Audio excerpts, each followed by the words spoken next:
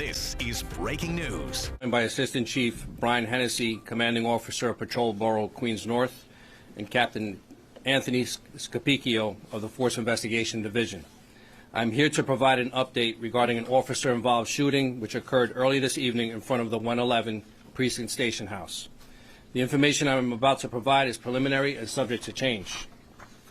At approximately 6:40 p.m., a 79-year-old male exited a vehicle parked in the vicinity of the precinct and approached the front of the 111 Precinct Station House.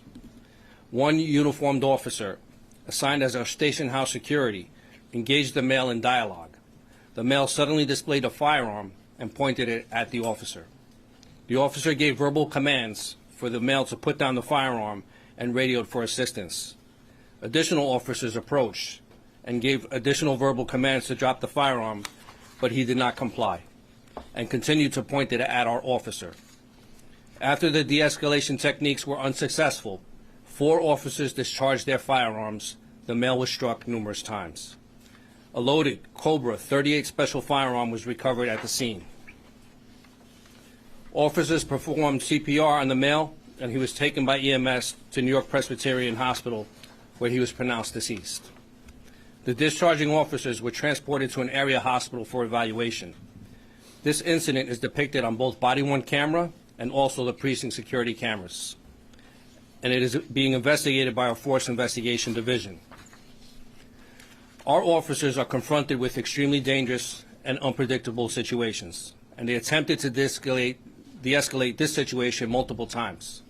This is the second time in less than 12 hours that our officers have been confronted by armed individuals.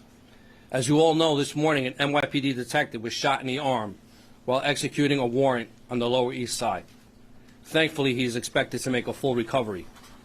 I would also like to thank the members of the New York City Police Department for their bravery and their tireless work they do every single day to keep New Yorkers safe. I will now take some questions. All right, folks, we have time for a few response topic questions. Let's start with WABC. Can you tell us what the initial conversation was about? Why did this man come to the precinct? But that's still part of the investigation. We're unsure of that at this point. Well, but once he produced that firearm, he was ordered multiple times to drop the firearm. Okay, we're going to move over to WNBC. Chris, is suicide by cop a possibility here? Again, it's too early to determine that at this point, but something that we're looking at. Univision. Was the person known to the agent? I'm sorry? Was the individual known, a person that was known by the department? Not to our knowledge. Okay, we're going to move over to Eileen Palmer. I know you're saying you don't know what he said inside the precinct house, but was there anyone else outside that may have been meeting to change custody of a child? Not at this time. It's, again, too early to determine what he was doing at the station house, but that's part of the investigation. And Derek Waller from WCBS. I just want to know, how long was this interaction from start to finish? It was pretty instantaneous. He exited his vehicle, he approached our officers, and despite, the station house security officer, despite numerous commands, he did not drop the firearm, and unfortunately the officers had to act. All right, folks, thank you very much. Thank you for your time. Appreciate it. Thank you.